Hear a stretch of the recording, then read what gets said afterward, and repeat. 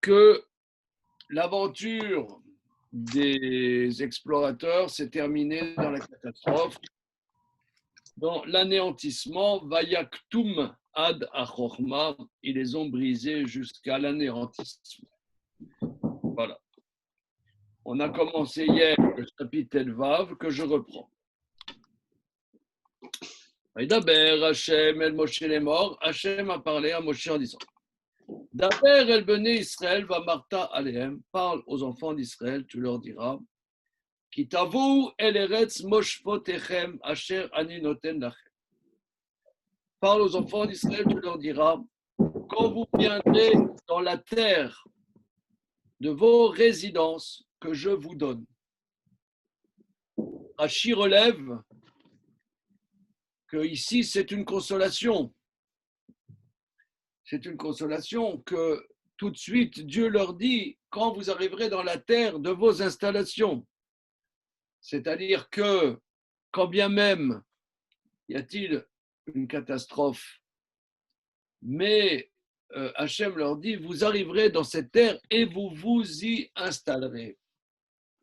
Donc quand vous arriverez là-bas, verset Gimel. Vasitem Ishel Hashem Ola O Zevar, les Falé Neder O Bindava O Bemoadechem, la Sot Rear Niroar Lachem Minabakar O Minatson. Vekriv Amakriv Korbano Lachem Mincha Solet Isaron Balul Birviit Ain Shamen. Alors,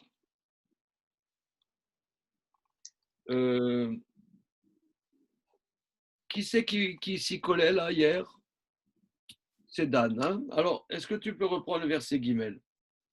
Parasitem Ishe Ladonai Ola O Zevar, les Falé Neder, O Bindava O Bemoadechem, la Sot Reyach Nichocha Ladonai Min Abakar O Min Hatson.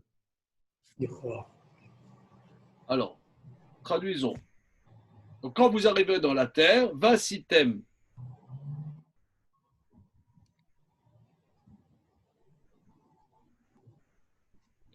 Alors, Varasitem Ishe. Alors, qui tavo el eret mish. Bon, ça, non, on a fait. Ouais, Varasitem Ishe. Alors, et vous ferez donc des Ishe, c'est Ish, un feu, donc c'est un sacrifice de feu. Oui. Pour Hachem. Voilà une sorte d'élévation, c'est la catégorie du sacrifice. Holocauste. Un holocauste, c'est ça exactement. Au Zévar. Alors, Zévar, c'est un sacrifice. Oui, on a traduit hier un égorgement. Un égorgement, oui. Alors, mais j'explique, je reprends succinctement ce qu'on a vu. Ça veut dire que l'animal, dans le désert, ils n'avaient pas le droit de manger de viande de boucherie. La seule viande de boucherie qu'ils avaient le droit de manger, c'est un korban shlamim. Ça veut dire, tu avais envie de te faire des grillades avec des copains. Ouais, grillade, un plan grillade. Grillade avec canette fraîche, tu vois, une croc fraîche. Ouais. Oh non, ça ne va pas ensemble, ça ne va pas du tout ensemble. Oh là là. Un rosé bien frais, un rouge léger, fruité. Fruité, voilà. Oh, d'accord, on te suit, Philippe, il n'y a pas de problème. Donc, voilà. Donc, comment tu faisais? Tu prenais un animal, tu l'amenais au Mishkan, faisais la shrita au Mishkan de cet animal comme korban shlamim. Korban shlamim, c'est un korban dont la plus grande partie est mangée par les propriétaires dans un état de pureté. Alors, quand c'est au temple, c'est à l'intérieur des murailles de Jérusalem. Alors, shlamim, ça veut dire qu'il y a une perfection. Il y a une partie qui est brûlée sur l'autel, une partie est donnée aux Kohanim, et le gros est mangé par les propriétaires. Donc, quelle est la particularité de cet animal? C'est qu'on lui fait la shrita. La base, c'est ce que j'ai expliqué hier longuement. Oui. La base de la shrita est le korban shlamim au temple. Donc, zevar, c'est égorgé, mais l'égorgement spécifique qui s'appelle la shrita. Hein? Voilà. C'est ça. Alors, donc quand vous ferez soit un korban entièrement brûlé, soit un korban sanctifié par l'abattage, hein, les falais neder au bindava. Alors ça, c'est un peu compliqué, un petit peu compliqué. Les falais neder. Alors, le mot, la racine du mot, c'est palais. Palais, qu'est-ce que ça veut dire, palais?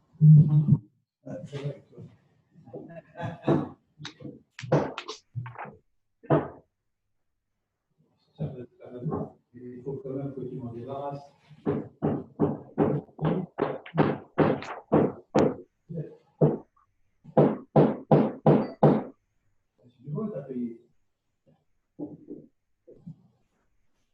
Là, on est branché sur une autre conversation, là. Allez. Bonjour. Bonjour, bonjour. J'arrive. Ouais, y a pas de problème.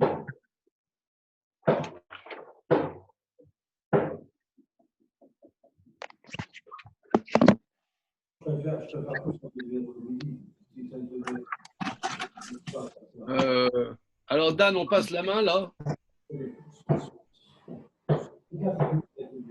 Bah non, je continue. D'accord. Bon. Alors, les falais neder. Qu'est-ce que ça veut dire, les falais neder? Falais neder. Palais. On voit le mot, par exemple, dans la prière, osef. Ça veut dire. Pélé, c'est un miracle.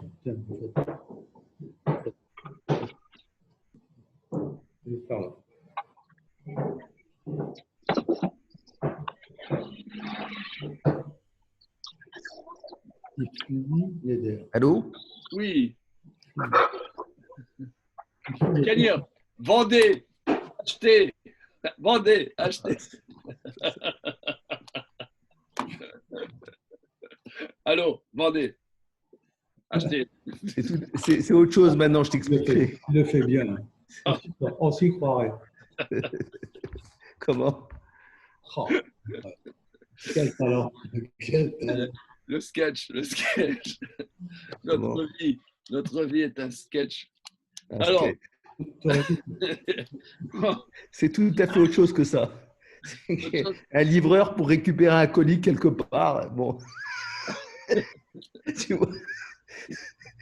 Sinon, je le perds. Tu vois, le caractère d'urgence, c'est comme un ordre. Ok. Alors, on y va. Alors, si vous offrez un iché, un feu pour Dieu, Ola, Oseva, les falais neder. Les falais. Alors, Monsieur Pariset, notre sympathique candidat, nous dit que Pélé, c'est un miracle. D'accord? Mais on voit, par exemple, dans la prière, on dit Osé Félé. Il fait des choses extraordinaires. Pélé, ça veut dire extraordinaire. Alors ici, qu'est-ce que ça veut dire? Les falais neder. Neder, c'est quoi? Un vœu. Qui est-ce qui a attendri l'entrecôte là à côté là? Flinéder, prononcez un vœu. Ce matin. C'est pas une partie d'Eit Palais aussi, Eit Paël? Comment? Ça se retrouve pas dans les Eit Paël aussi? Il pas elle avec un aïn. Ah. Alors, on y va. Alors, Pélé, ça veut dire un miracle, ça veut dire quelque chose d'extraordinaire. Pélé qui sort de l'ordinaire. Et ici, qu'est-ce que ça veut dire? Attention. Alors, les falais neder. Neder, c'est quoi neder? Un vœu. Un vœu. Neder, c'est un vœu. D'accord? Donc, ça veut dire c'est quelqu'un qui voue au temple d'offrir un korban. Par exemple, c'est quelqu'un, il est très content, je ne sais pas moi, Il a acheté, il a vendu. ouais, ses actions Sanofi ont augmenté et ça a augmenté. Il est tellement content, il dit j'offre au temple un korban. C'est un neder. Un neder. Alors, qu'est-ce que ça veut dire les falés neder? Les falés neder, ça veut dire exprimer. Prononcé. Exprimer un vœu. Exprimer un vœu.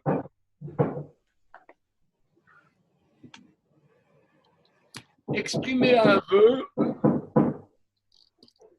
Exprimer un vœu, ça s'appelle les falés neder. Pourquoi? Parce que les commentateurs expliquent que la parole est un prodige. Oh là là. Oui, oui. Oui. C'est le sens le plus simple possible. Hein. Exprimer, qui veut dire un prodige, c'est le même mot. Oui. Alors, ce notion de pélé, le mot pélé, Oui. par exemple, on le voit dans la bénédiction de Asher Yatzar. Regardez, dans le Sidour, hein, on va se faire une petite dose de Sidour.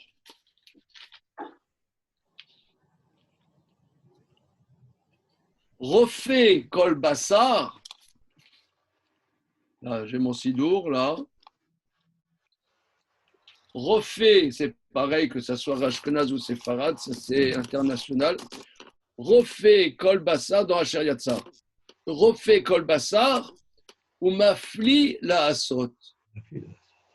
Hein? Ça veut dire quoi? Tu es béni, toi, Dieu. Refait Kol Bassar qui guérit toute chair et qui prodigieusement agit. Mafli. Prodigieusement, prodige de faire. C'est-à-dire du verbe je prodige, tu prodiges. Ouais, nous prodigeons. Tu prodiges. Dijon, c'est ce que c'est. Tu prodiges de faire. Alors les commentateurs disent en quoi y a-t-il un prodige? En quoi y a-t-il un prodige dans le fait d'être en bonne santé? Parce qu'aller aux toilettes, quelque part, fait qu'on peut être en bonne santé. Et là, il y a un prodige.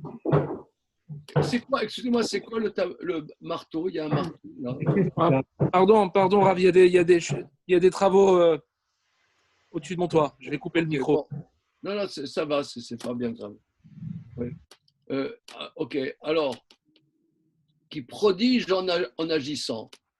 Parce que les commentateurs expliquent, en particulier Rabbi Yosef Karo, dans le Shulchan Aruch, explique que le fait qu'il y a la neshama, la vie, est liée avec la matérialité, c'est un prodige.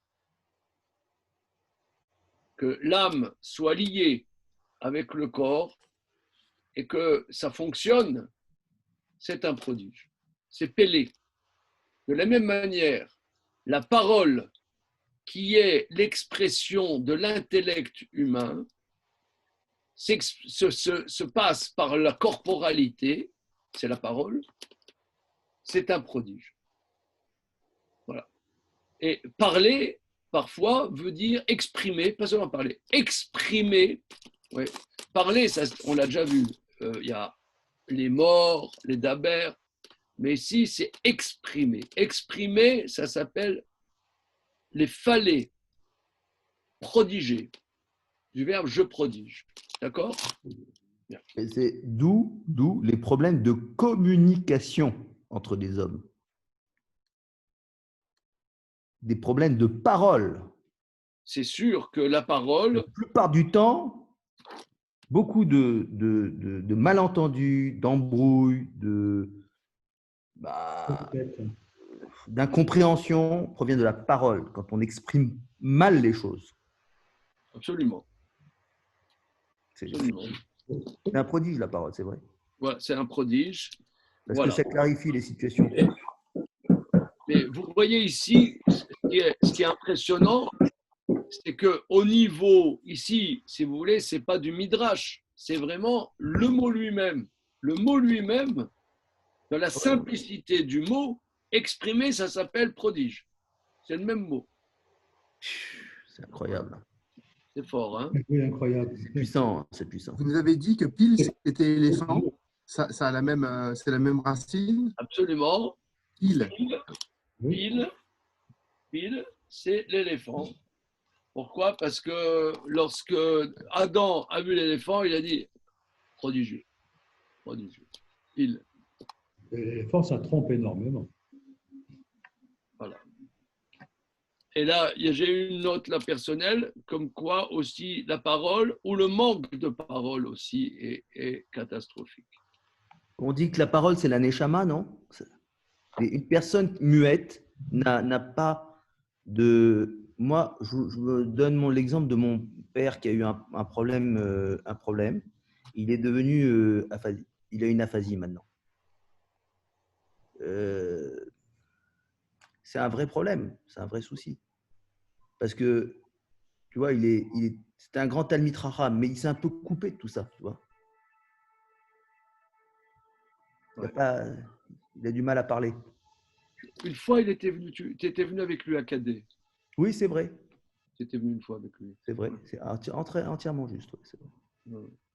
Et c'est Il est difficile. où? À Paris? À Paris? Ouais. Ah, Ouais. d'accord.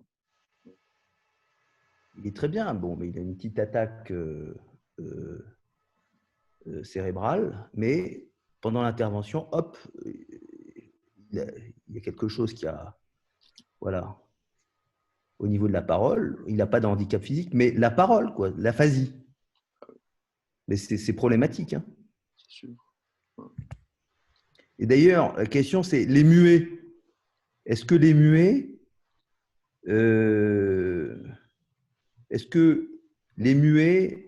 expriment leur neshama, ont cette possibilité de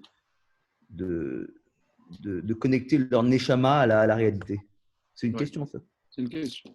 Une question qui est traitée dans le Talmud. Hein. Ah bon? Ah oui. Traitée dans le Talmud. Ok. Bon, en tout cas, regardez ici, on voit de manière éloquente que l'analyse des mots, rien que l'analyse des mots, nous donne des pistes infinies. Hein. Ok. Donc, vous ferez un feu pour l'Éternel, holocauste ou égorgement, les falais néder pour exprimer un néder au bindava. Qu'est-ce que ça veut dire bindava? Monsieur Cohen, là, qui est au tableau. Oui, alors bindava. Alors, c'est la racine nedava. Qu'est-ce que ça veut dire nedava? Moi, je ne souffle pas. Hein. J'ai compris qu'il ne fallait pas souffler. Il ne fallait pas faire le faillot. De voir la racine, je ne veux pas regarder le sens, la traduction. Nedev, nedava. Nedava. Mais tu sais, des fois, tu as des gens au Sefer Torah, ils font une nedava. Tu n'as jamais entendu ça? Ah oui, un don. Ah ben voilà, Ah ben voilà. tu le savais. Ah oui, un don, ouais. Nedava, ouais, c'est vrai. Tu vois, tu le savais. C'est vrai, c'est vrai. Nedava. Donc, deuxième grand principe de ce matin, c'est que vous savez traduire. Ouais. Vous venez à un cours d'hébreu biblique, mais Ouais. vous savez. N'oubliez pas de faire un don à la yeshiva.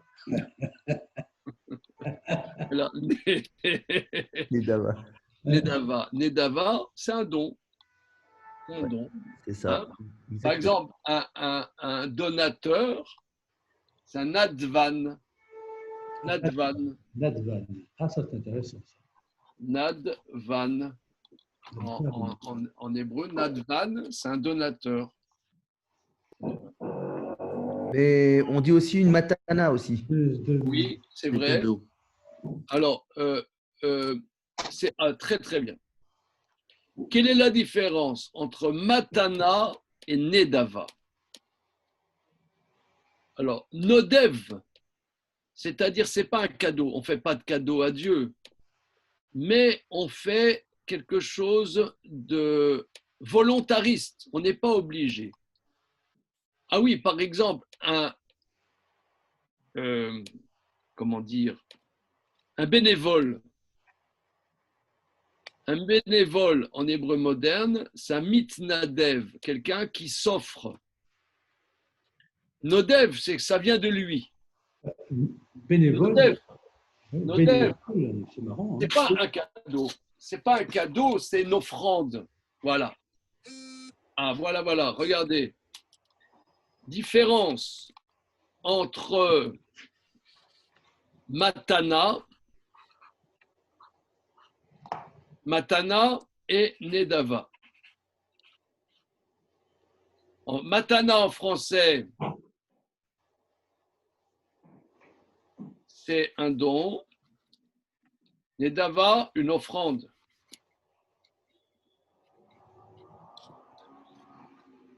Bon, c'est vrai, comme ça a l'air d'être des synonymes. Hein. Ça a l'air grave des synonymes. Mais c'est pas la même chose. La matana, ça veut dire c'est quelque chose, je te donne, par exemple, voilà, tu veux m'acheter ce stylo, bon, allez, je te le vends pas, je te le vends pas, je te le donne.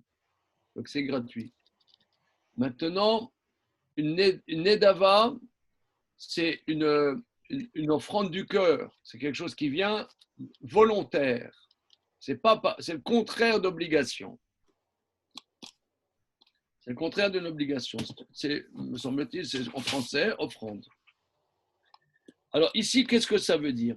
Si un homme offre un hola aux évar pour exprimer un vœu ou une nedava. Alors juridiquement, ça veut dire la chose suivante. Disons, je suis content, j'ai acheté des actions Zoom au mois de janvier. Bon, comme ça, on m'a dit, tiens, investis un peu dans les technologies modernes, machin. Bon, j'ai investi dans Zoom. Et toc! Oh là là. Le pactole. J'ai dit Gamzoum le Tova. Alors. Ah oui. C'est vrai que si tu avais vu l'action Zoom, elle a explosé littéralement. Elle a fait x5 en 3 mois. Ben voilà, c'est ça. Alors maintenant, je suis content, je vais offrir au temple quelque chose. Il y a deux manières d'offrir. Neder, ça veut dire je vais offrir un bélier. Neder, c'est abstrait. Nedava, c'est ce bélier, je l'offre. Un bélier devant moi, ce bélier qui m'appartient, je l'offre.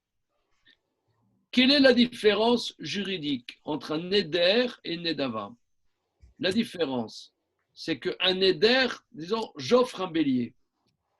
Ensuite, je vais concrétiser mon offre, mon offrande, mon neder. Je prélève un bélier, je l'amène au temple et mon bélier, il a une crise cardiaque. Comme j'ai pris sur moi d'amener un bélier, je n'ai pas dit ce bélier, alors je dois en amener un autre à la place. Par contre, si je fais nedava, c'est-à-dire j'offre ce bélier, je l'amène au temple, il a une crise cardiaque, je ne dois pas le remplacer par un autre parce que c'était lié à ce bélier. Donc c'est ça la différence juridique entre neder et nedava.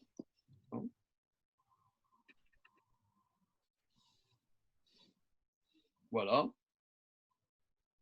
Donc un neder, en fait. Juste. Oui. Les fallait neder. Pardon. Juste, les fallait neder. Alors, au nedava, c'est-à-dire que nedava, c'est au même niveau que neder, c'est ça? D'un point de vue. Non, pas légal, pas d'un point de vue légal, mais d'un point de vue du texte. C'est-à-dire que les fallait, ça se rapporte aussi à Nedava. Oui, ça se rapporte. Oui, ça se rapporte au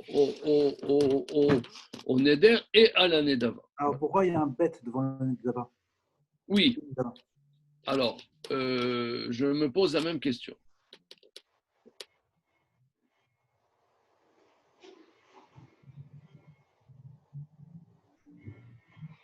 Mais ça veut dire qu'un Oui, Neder. alors Eli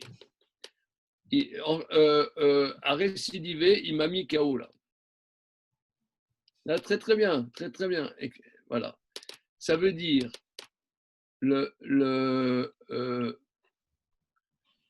ça veut dire comme ça. Un clap, un petit clapping parce que c'est très très bon. Je vais expliquer la remarque d'Eli. Clapping. Je reprends. Vous ferez, donc quand vous arriverez dans la terre de vos installations, vous ferez un hola ou un zeva pour exprimer un neder. Donc moi, je me suis trompé. J'ai dit que les falais neder allaient à neder et nedava. Or, non, pas du tout. Les falais neder pour concrétiser le neder, puisque comme je vous ai dit, neder, c'est une abstraction. C'est je conçois d'offrir. Est-ce que c'est une promesse, un Neder, non? Oui, c'est une promesse. Voilà, donc c'est pas. Voilà. Mais les falais, c'est pour concrétiser ce vœu. Ou bien Job, cet animal, en Nedava, B, Nedava. Les falais, donc les falais Neder n'est pas en facteur avec Neder et Nedava, puisque Eli nous a démontré qu'il y a un bête avec Nedava. Donc ça veut dire les falais Neder, c'est une proposition. Deuxième proposition, au Benedava. Parce que les falais Neder ici, ça veut dire pour concrétiser son vœu. C'est clair et net, c'est extra. Pour concrétiser, c'est Pélé. Arriver à concrétiser son vœu, c'est extraordinaire. Donc ici, encore, je reviens de ce que je vous ai dit par la remarque d'Élie.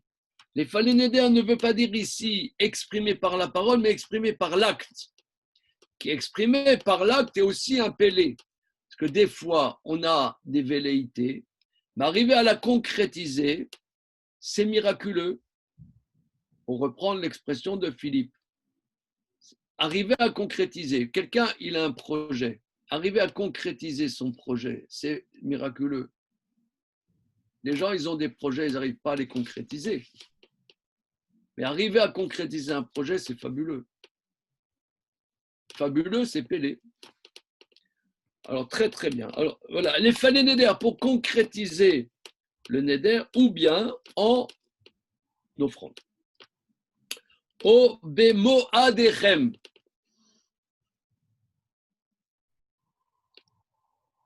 Ou Bemo Adechem.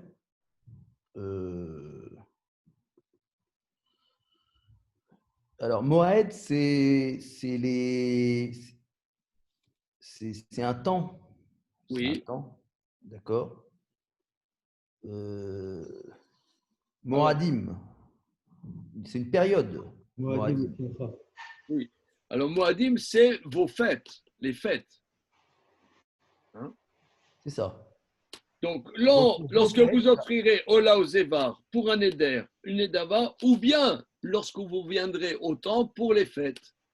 Parce qu'il y a une mitzvah d'aller au temple lorsqu'il y a les Moadim, Moadim le Simcha. Alors, Moed, la traduction précise de Moed, ça veut dire période, fête,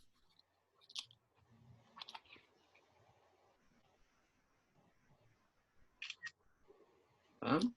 Ou bien en hébreu moderne, Moadon, ça veut dire quoi?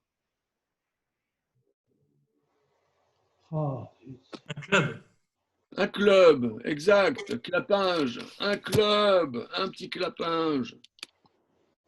Tac, voilà. Un club, Moadon, c'est un club, c'est marrant quand même. Club. C'est-à-dire, c'est un endroit où on se rencontre. Un va'ad, c'est une réunion. La fête, Rav Shimshon Raphaël Hirsch explique, c'est un moment de rencontre entre les enfants d'Israël et Dieu. On retrouve Hachem. Salut, comment tu vas? Chag Sameach. Voilà, c'est ça la fête. Et d'ailleurs, la plus grande des fêtes, c'est quoi la plus grande des fêtes? C'est Shabbat. Voilà. Qui se retrouve toutes les semaines. Et alors, c'est quoi? On se retrouve avec Hachem. Salut, Shabbat Shalom, comment tu vas? Donc, c'est ça, le Moed, c'est on se retrouve ensemble. Voilà. Va'ad, donc c'est une réunion. Moadon, ça donnait en hébreu moderne un club. C'est un endroit où on se retrouve ensemble. Et Va'ad, ça a donné le syndic aussi en hébreu moderne. Le syndic de copropriété. C'est marrant, hein, c'est drôle. Ah, Dabaït. Ouais. Bah oui, Dabaït, ouais. Mais en vérité, la renaissance de l'hébreu est quelque chose d'incroyable. Quelque chose d'incroyable. Alors, c'est vrai, quelque part, c'est une banalisation. Mais on voit quand même, vous voyez, que quelqu'un qui est bon en hébreu biblique, il va bien se débrouiller en hébreu. Bon, maintenant, il y a des choses un peu après. Par exemple, moi, je n'arrive pas à comprendre les journaux. Les journaux en ivrite, je n'arrive pas. Mais parler, quand on connaît bien l'hébreu biblique, c'est facile. C'est facile. Donc, c'est marrant. Hein, donc, le syndic, ça se dit Vaad. C'est excellent. OK. Donc, c'est le même mot que les fêtes. Voilà. Bien. Alors, donc, quand tu offriras, etc., tu offriras donc un holocauste ou bien un shlamim, bemo'adechem, dans vos fêtes, la sotreach nichoar lachem. Cher monsieur, il bosse là, monsieur Cohen, là, ce matin. Allez. Ouais. Ah là là là là. Alors, pour faire Réar, une odeur. Oui, Réar. Ça, c'est dans la prière, dans les kétorettes. Réar, la Donai. Alors, qu'est-ce que ça veut dire? Traduisons Réar, odeur, Nichoar. Nichoar, c'est agréable pour Hachem. Voilà. Alors, Réar, Nichoar. Rashi explique ici, c'est très important, que on offre un korban. Qu'est-ce qu'on fait? On est en train d'acheter Dieu. C'est-à-dire, le mec, c'est le Richard. Il arrive à la Sina. Ouais, la Sina, elle a besoin d'un coup de peinture. Il dit, bon, allez, hop, allez. Je prends mon chéquier, dites-moi combien de zéros il faut que je fasse. Allez. Oh là là là là. Il est balèze, celui-là. Il est balèze. Ouais. OK. Après, on cherche un président de la communauté. Il dit, il n'y a pas de problème. Vous me dites combien? Je vous fais un chèque. C'est bon. Ah, donc, les hommes, on peut peut-être les acheter. Mais Dieu, est-ce que le contentement que Dieu peut avoir de nous dépend du nombre de sacrifices qu'on lui offre? C'est une question qu'on peut se poser. Alors ici, le verset nous répond à ça, que le but, c'est que il y a un réar niroir, qu'il y a quelque chose qui sente bon de ce que tu fais. L'odeur est une abstraction, c'est une abstraction, que cette abstraction soit agréable à Dieu, que ce qui sort de là fasse plaisir. Voilà. Qu'il y ait une bonne odeur de ce que tu fais. Voilà. Entre parenthèses, moi je cherche des techniciens. Pourquoi on n'a pas numérisé les odeurs? Par exemple,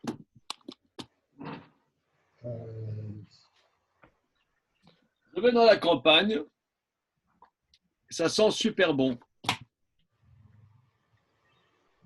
Et je numérise l'odeur. Et je l'envoie par mail à Philippe Parizet. Voilà, j'étais dans la campagne, ça sentait super bon et je t'ai envoyé par mail l'odeur. Ça existe, ça? Non.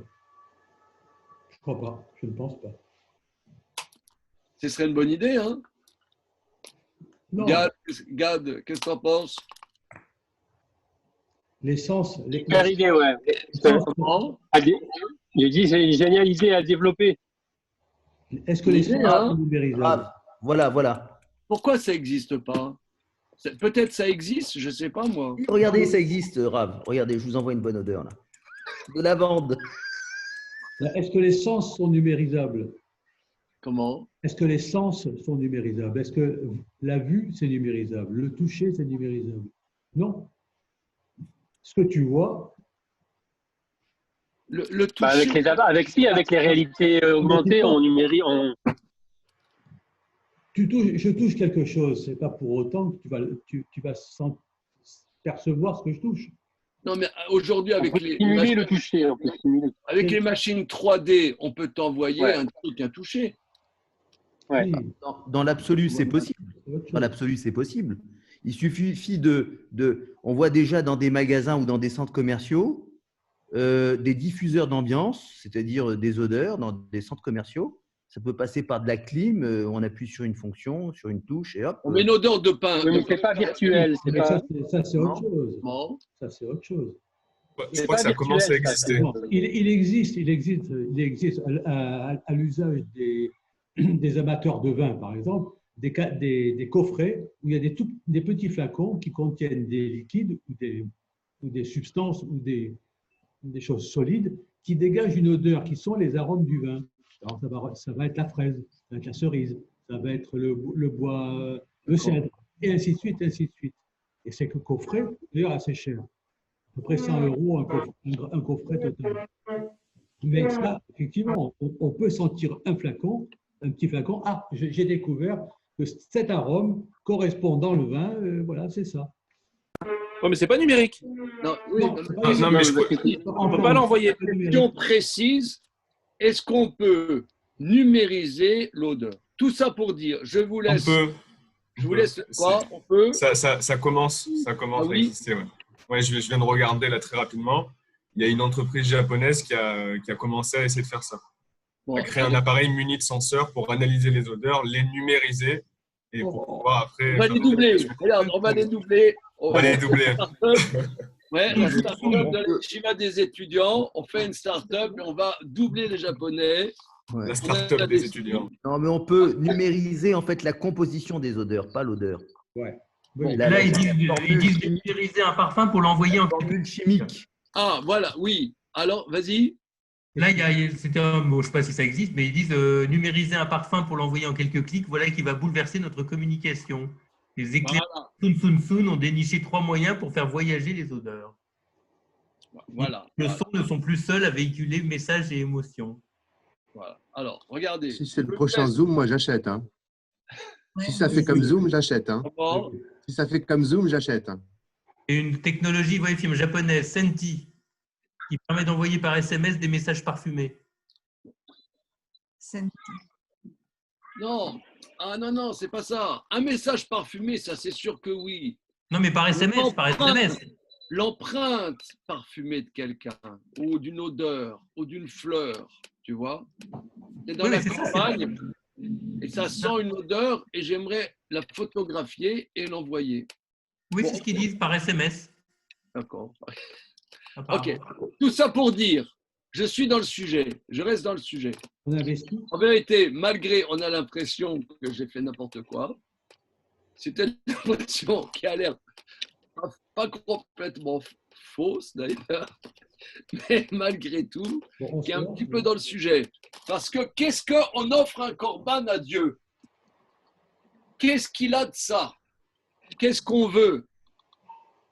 Alors on dit, Narat Troar, il dit, Réar Niroar, une bonne odeur. une bonne odeur. Ça veut dire que il y ait quelque chose de subtil, indéfinissable, impalpable, qui fait quelque part un agrément, une satisfaction à Dieu, que ça lui plaise. Voilà. Et ça, c'est sûrement quelque chose que nous, dans la vie, on doit s'interroger. Est-ce que ce qu'on fait, ça fait plaisir? C'est impalpable, c'est quelque chose impalpable. D'ailleurs,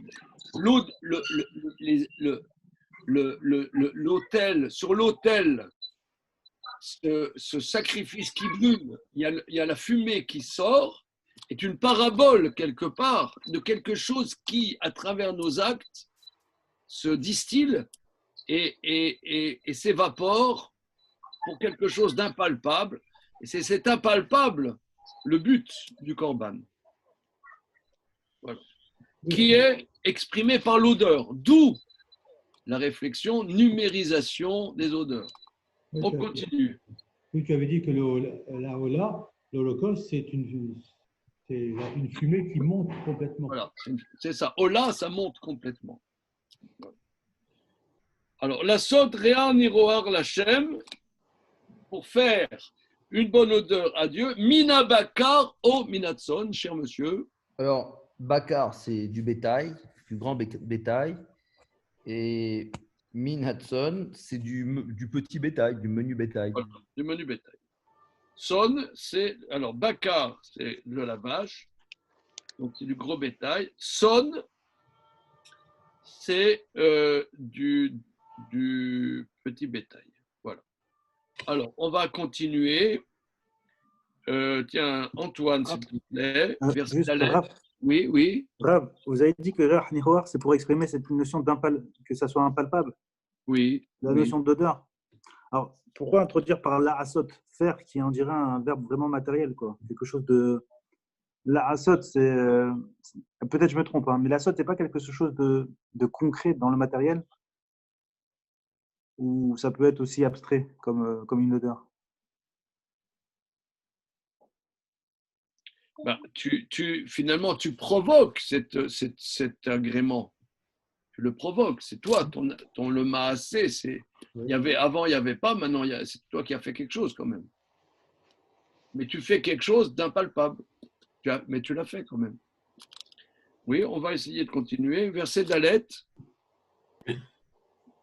Veikriv amakriv, korbano la Hashem, mincha solet, isaron balul, birvi'it ayin shamen. Alors, Veikriv hamakriv. On retrouve Kerev, qui est la proximité au sein d'eux. Non? Oui, très bien. Karev, hein, on a dit c'est au sein, ça veut dire à l'intérieur d'eux. Karov, c'est proche. Alors, ici, c'est la notion de korban. Hein. Oui. Le korban,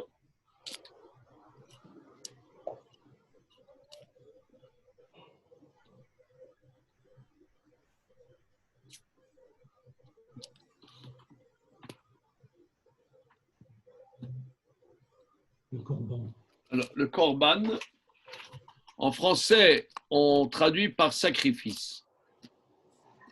Mais comme tu viens de dire, Antoine, la racine du mot, c'est karov. Alors, bien évidemment, tous les grands maîtres ont travaillé la notion, qu'est-ce que c'est un korban? C'est quoi c'est quoi toute cette histoire du Mishkan, et surtout nous qui sommes dans une culture où ça n'existe pas, ça nous paraît un peu barbare. Ça nous paraît un petit peu dépassé, barbare, on ne voit pas trop le but de ça. Alors,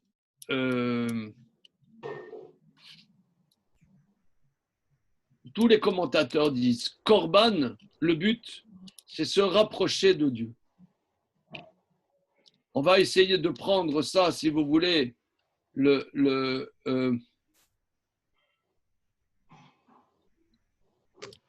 Et ça passe par des offrandes. Ça passe par des offrandes où on est mitkarev, on se rapproche de Dieu.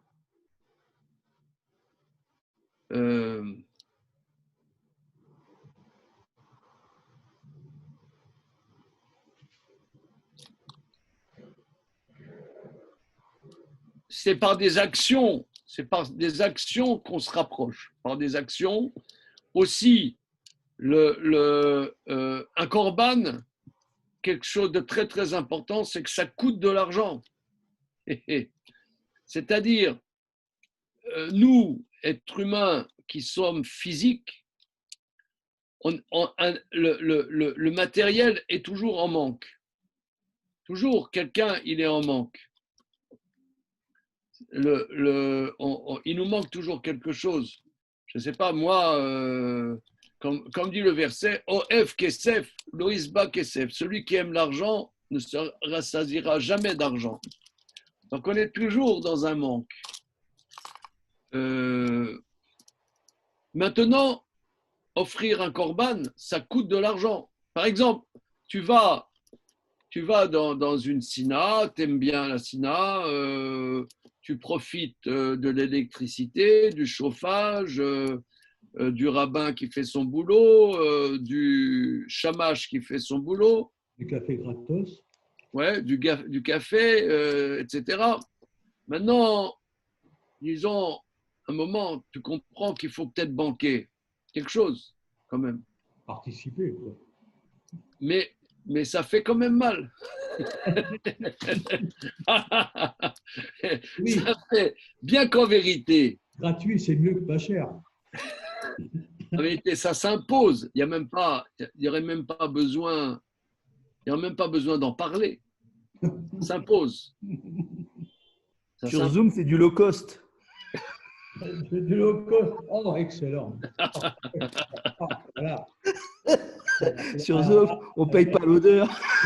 Je ne regrette pas d'être venu à ce cours. On ne paye pas le café, on paye pas. Du low cost. Oh, c'est la barre. Il n'y a pas de ménage, hein. Vous avez raison. Mais tout ça pour dire. Pareil pour les cours de la yeshiva. Là, personne, Laurence, personne n'osait le dire. Hein. Personne. Non, mais tout ça pour. Non, mais qu'est-ce que je veux dire?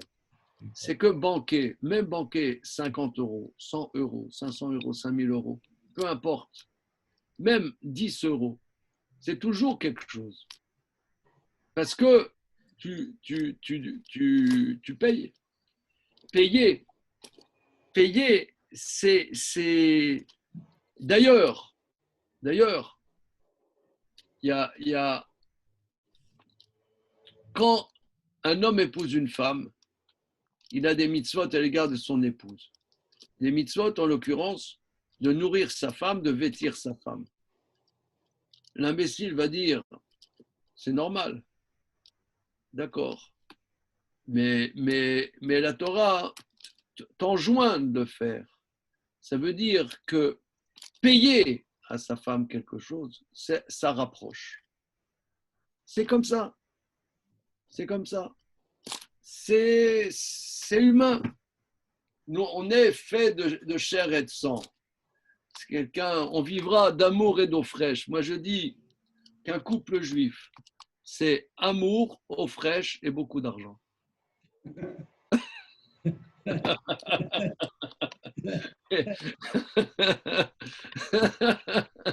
C'est comme ça. C'est comme ça. Ça veut dire le fait de payer, c'est sûr que Chas Shalom, il y a des gens, tu les achètes avec de l'argent. Ça, c'est une attitude qui peut exister, une attitude servile. Mais le fait de payer, ça rapproche. Il y a un truc que j'ai jamais rien compris, c'est que l'homme qui paye pour sa femme, ça le rapproche, mais la femme qui paye pour son mari, ça ne la rapproche pas. Oh. La bouffée, ce qu'elle veut. Enfin, lui, ça le rapproche quand même. Il faudrait creuser cette question. Oui. Non, c'est des choses profondes. C'est très profond, mais c'est incroyable. L'argent, c'est très profond. Il n'a pas d'odeur. J'adore. Mais on dirait que c'est un carburant que pour l'homme, vis-à-vis de sa femme. Mais pour sa femme, vis-à-vis de son mari, ça ne marche pas. Ce n'est pas un carburant. Ça marche pas. Pourtant, la femme de Rabbi Akiva, c'était elle qui s'occupait de ça, non? Mais ça ne la rapprochait pas? Non. Elle était sur la paille, mais au sens le plus simple possible. Elle vivait dans une grange parce qu'elle n'avait rien du tout. Et lui, il était. Mais elle avait vendu. Non, mais elle avait vendu. Ah oui, elle s'occupait d'elle. D'accord. Ouais. Elle s'occupait d'elle. Si je ne m'abuse. Ah oui, parce que toi, tu dis, elle a vendu sa couronne en or, etc. Oui, tout à fait. C'est juste. Je ne savais pas si c'était. Tu as raison. Tu as raison, c'est bien, c'est très bien. Très bien. Ok, en tout cas. Oui. Et là, le Corban, tout ça pour essayer de mettre en relief le fait que j'amène au temple et que j'offre quelque chose. Par exemple, un holocauste qui va être complètement brûlé, eh bien, par cela, je me rapproche de Dieu. Le fait que je paye quelque chose, que j'offre quelque chose, je me rapproche de Dieu. Et c'est quoi la différence entre Korban et Rorban alors? Ça s'écrit pas pareil? Ah, Rorban, c'est une destruction. Non. Ah non, ça ne s'écrit pas. Korban, c'est comme ça. Kouf. Avec un kouf, oui. Resh, Bet, Nun. Ouais. Korban, c'est Resh. Chet, Oui. Resh, Bet, Nun. Oui, mais on traduit les deux par sacrifice. Non. Non? Non. Korban, c'est la destruction. Ah oui. Ah, d'accord. Non. Donc, pour faire un korban, on fait un rorban. Non. On ne détruit pas. Non. Si, il y a une partie qui est détruite. Non. Je ne sais pas. J'ai confondu les deux tout le temps, alors je viens de découvrir la différence. Et du coup, Non. C'est pas le même mot. Oui, ça, j'ai vu. D'accord? Bien. Maintenant, néanmoins, dans tout korban,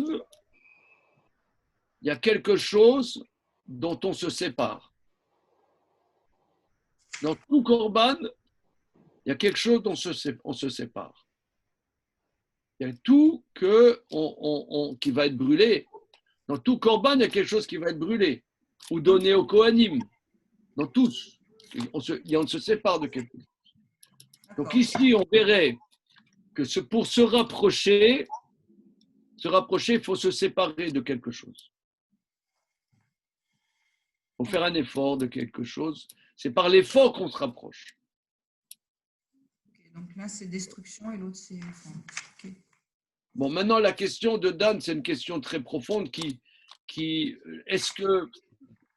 Mais je pense aussi que la femme, ça ne passe pas par l'argent, mais la femme qui fait à manger pour son mari, qui se préoccupe que son linge soit propre, que sa maison soit jolie, qu'elle-même elle soit jolie, etc.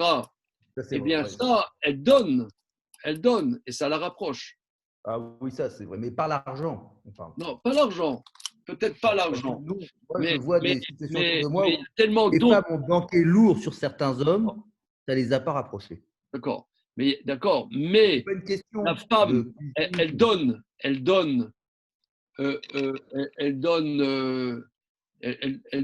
même sa personne. Ah oui. Ça rapproche. Ah oui. Là, dans sa personne, mais pas dans l'argent. Donc, si tu veux, ça passe pas par l'argent, mais ça passe par tout le reste. Comment? Ça passe pas par l'argent, mais ça passe par tout le reste. Non, mais ça passe pas par l'argent. Ça passe par un investissement personnel, pas par l'argent. L'investissement Regarde Anne Sinclair avec Strauss-Kahn, par exemple. Mais si tu veux, l'investissement personnel est peut-être tellement colossal que bon, pas l'argent, mais tout le reste, oui. Qu'elle s'occupe de la maison, qu'elle s'occupe des enfants, qu'elle s'occupe de... Donc là, ça c'est oui, ça rapproche. C'est même beaucoup plus précieux parce qu'elle donne de son temps et le temps il est limité alors que l'argent il est quelque part illimité. Oui. En fait, c'est plus précieux ce qu'elle donne. Elle donne du temps. Elle donne qu'est-ce qu'elle ne donne pas, hein? C'est quoi les règles pour pouvoir apporter une offrande? Est-ce que c'est que les hommes? Est-ce qu'il faut un âge spécifique? Oh là là, ça c'est un sujet vaste. Énorme. Ok, alors regardez, on a vu beaucoup de choses. Donc ici, Ve'ikriv, Amakriv, Korbano. Vous voyez ici, l'auteur n'a pas peur de faire des répétitions, vous pouvez remarquer. Ouais. Ouais. Moi, j'aurais écrit ça, on m'aurait dit variez votre vocabulaire. Dans la marge, on m'aurait écrit variez votre vocabulaire, monsieur. Il fera. Alors, Ve'ikriv, il offrira celui qui offre un korban. L'Hachem. Bon, on verra Bezrat son korban, non? Son korban. Alors, regardez, on s'arrête là pour le moment. Et Bezrat Hashem, on continue lundi. C'est bon, hein? C'est bon. Je sais qu'il y a un peu des perturbations. Une seconde, lundi, qu'est-ce que je dis lundi? Non, lundi, c'est pas possible. Non, lundi, c'est pas possible. Lundi, moi, je vais à la Brit Mila chez Damien à Angers. Mazal Tov. Mazal Tov. Voilà. J'aurais du mal. Je reprends le travail en présentiel, donc voilà. Ce sera un peu c'est ça. C'est Rosh Chodesh lundi. Oui, il y a beaucoup de bouleversements lundi. Hein. On fera le point. En tout cas, lundi matin, je vais Bezrat Hashem à la Brit Mila chez Damien. Et voilà. Et après, donc toi, par exemple, Antoine, mardi, tu ne pourras plus être là, c'est ça? Ce sera beaucoup plus ponctuel. Ok. Bon. Est-ce qu'on ne peut pas le faire dimanche? Il n'y a pas cours. Non, dimanche, je fais un autre cours. Une autre heure, un autre moment peut-être, non? Le faillotte, là. Comme a dit Thierry, le temps est limité. Ok, allez, Shabbat Shalom. Shabbat Shalom. Shabbat Shalom, merci.